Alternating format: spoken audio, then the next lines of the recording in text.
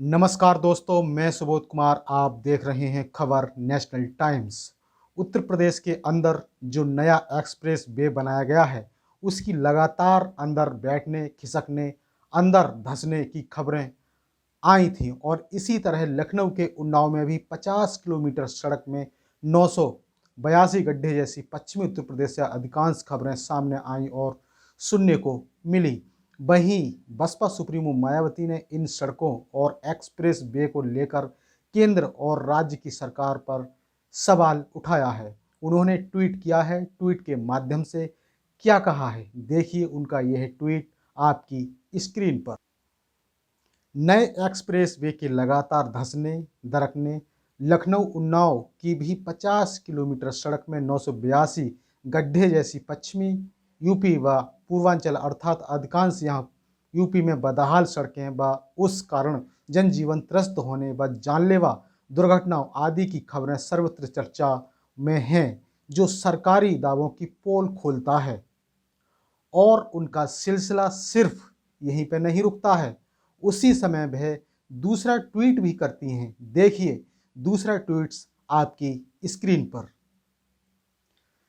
उन्होंने दूसरे ट्वीट में लिखा है, जबकि यहाँ यूपी में दूसरी बार भारतीय जनता पार्टी की सरकार बनने के बाद से भी प्रदेश को गड्ढा मुक्त करने के वादे व दावे हर मंत्री व नेताओं द्वारा लगभग हर रोज ही किए जाते हैं, लेकिन इनके अन्य दावों की तरह ही सूबे को गड्ढा मुक्त नहीं बना पाना लोगों को अब काफ़ी विचलित कर रहा है।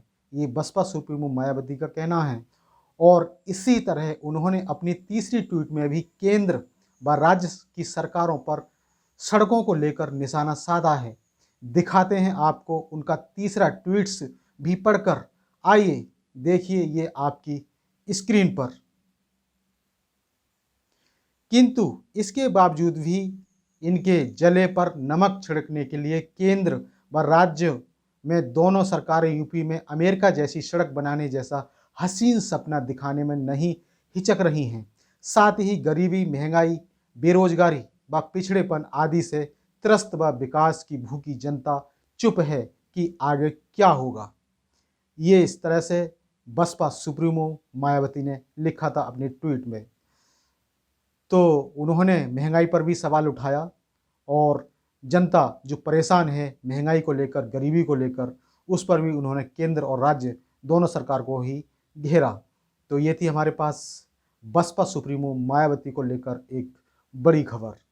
इसी तरह की खबरों से अपडेट रहने के लिए हमारे इस चैनल को सब्सक्राइब करें और सब्सक्राइब करते समय बेल आइकन जरूर दबाएं, जिससे कि आपके पास खबरों के नोटिफिकेशन आते रहें। और आपसे गुजारिश है कि यदि इस मुहिम को आगे रखना चाहते हैं तो चैनल को ज़रूर सब्सक्राइब करें।